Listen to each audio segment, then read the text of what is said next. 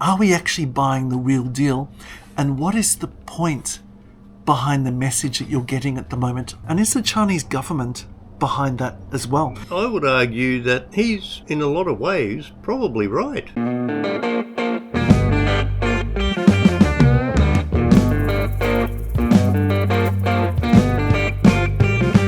You're with us in the Gunners Club, you're with Gunner, of course with Seuss.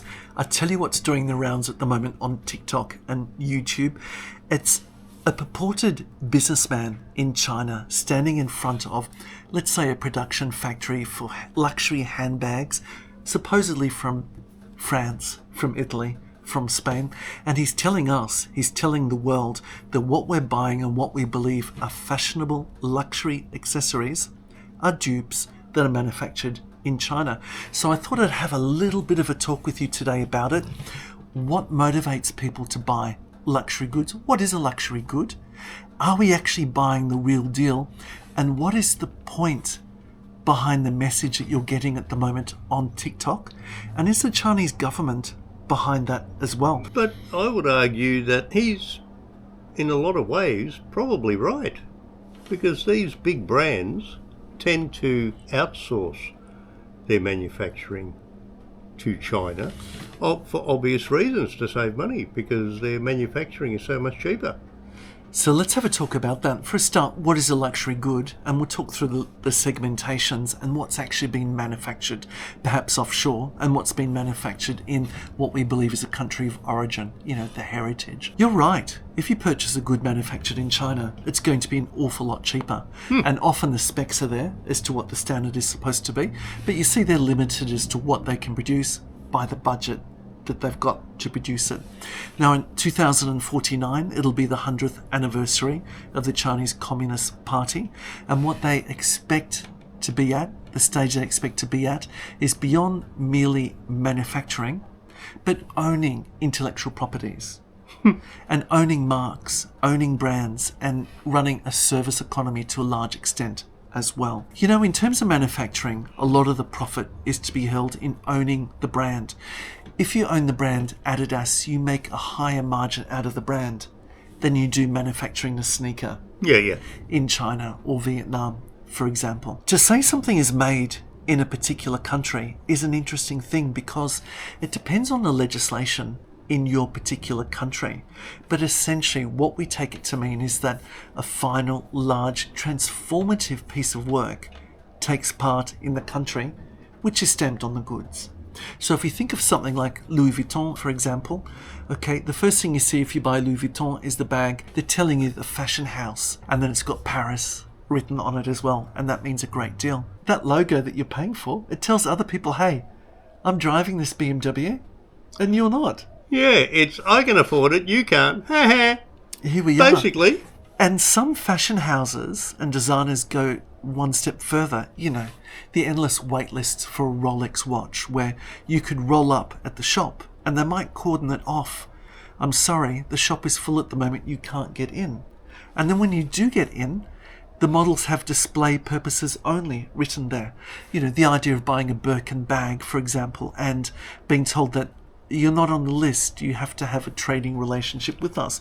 So you buy things you don't necessarily need to get on that list, to buy the bag that you perhaps also don't need.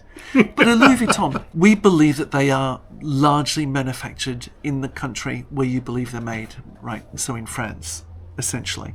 Doesn't mean the leather has to be sourced in France. Let's have a sneak peek, just you and me, at a Louis Vuitton. You make up your mind if it's real or not, and we'll go through it. So, packaging is beautiful, right? You can open it up. There's a lovely protective bag. No one touch my bag. No one touch it. I'll just pop this down. Have a look at how beautiful this is. I mean, it's desirable. It's desirable because the monomarks, the trademark of Louis Vuitton is there, and the floral diamond symbol that you expect. But have a look closely at some of the accoutrements. You've got the charms. I never knew these were charms until I paid for them. But you see, part of purchasing... Did you feel charmed once you bought them? Cheaper than a divorce. There is that. Part of going to a boutique is the retail experience. If you can afford it once in your life, do it. So let's say that this is actually made in France. We believe that it is. And certainly the heritage of the company is. These charms, we would not expect under legislation that they have to be made in France. They could well and truly be from China and just part of the gig. When you buy the bag, you buy the charms as well. Can I ask you something? Yeah, You are of the firm belief that this is made where it said it's made. that's right. Okay. Yeah. Let's take that as read. And you paid the appropriate price that would indicate that that is also true. Yeah, and from that actual atelier. Right. Yes. How do you ensure, how do you guarantee that that is in fact the case? If you have a look at something like Louis Vuitton, Bernard Arnault, who is the head of the LVMH house, he changes position at the top of the global wealthiest person on earth regularly with Elon Musk, for example.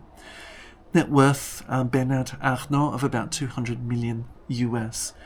If you Billion. supplied 200,000 million, 200 billion US. Billion, yep. If you supplied your fashion houses with counterfeit products, you would undo billions of dollars. You just simply wouldn't do it. It makes no economic sense. You see, with accounting, it's all about basically costing something to the firm, looking at what the break-even is and how we can minimize the costs, increase the margin.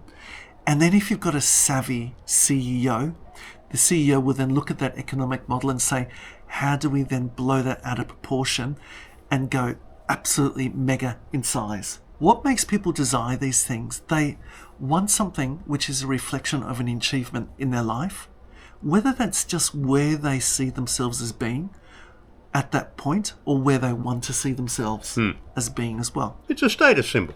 For It's a all status intents symbol. and It's something purposes. which is a visual signaler to other people. But there's another argument as well. If you're buying, for example, let's call it a luxury watch, okay, an Omega, Rolex, something like that. You're buying something that hopefully will stand the test of time and last generations.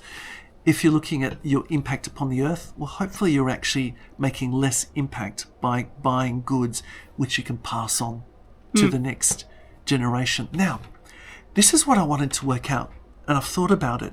Why are we getting the flood of this TikTok meme from China with the so-called entrepreneur? It's because they are signaling to us that we're dependent upon their economy, and that a lot of the things that we think are sourced from the West, from our own indigenous economy, in fact, we're dependent upon them.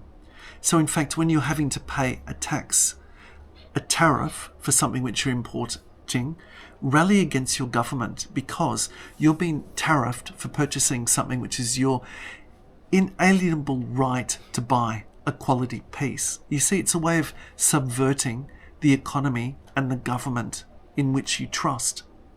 But also it's a way of saying that the intellectual property, which is mostly what you're buying when you buy Louis Vuitton, when you buy an Omega, when you buy your BMW, whatever it is of no use at all. But you see, if you do that, if you see there is no value in buying an original product, it means you have no regard for the heritage. But further, it means you have no regard for the intellectual capital and investment and further development, refinement and exclusivity of the good that you wish to purchase. Effectively, you're saying that art has no value if it's something which can be reproduced. You're also saying that the economy, which you have a service-based economy if you're in the West, is of no value. Now that's odd, given that the aspiration of the Chinese government is to turn from a manufacturing economy to a service economy, relying on those IPs. If intellectual capital doesn't matter, then that aspiration wouldn't exist either. Now, you might say, okay, Seuss, okay, Gunnar, Yeah. why do I need to buy the original deal when I've got something that at a passing look looks like the real deal? It may last half as long, and okay, I'm creating twice as much landfill, but in the scheme of things, it's really not that much. Well, you have to answer that question for yourself. In part, your biggest justification would be to say that if the head of LVMH is worth literally billions of dollars, does he really need my further contribution? That's a very hard case to argue against. See, just as there's so much emotion invested with buying a status symbol, there's a lot of emotion and kickback about furnishing the pockets of somebody like that as well. Now, with the de minimis tariffs that are now levied in America, if you purchase under $800 US, there is now a tax tariff imposed upon that as well. Where there wasn't, you'll probably find that a lot of the cheap knockoffs that people would buy on a spur of the moment decision, there probably won't be the impulse buy that they were before. No, It's just simply that's a very good point. a lot more expensive than what they were. So people will probably rethink that. In a way, it's a way of erecting some protection for intellectual capital. But of course, the larger these companies become, the less ability there is for other new designers to come into the market, and the more the fortress comes in around that, and the more it's cemented by money going to that particular established industry. But next time you see that meme, have a think about it, because the cost of production is not just about the sewing, it's about the intellectual property. And you might say, well, if it's manufactured in France, it's probably immigrants who are manufacturing the goods. They're probably not what we'd want to consider as French for purposes of the status and what we think we're buying. But remember, the environmental laws for environmental degradation and also labour laws will be most likely an awful lot higher in the place of establishment than where they will be for an off-source company. But the other side of the argument is that although that is a luxury good, it's an expensive item in anyone's term, you wear it so well. I do, and I've got the legs for it. Yeah. If you like what we do, like, subscribe. We'll see you for more adventures on Seussology. We'll catch you then. Catch you on the next one, guys.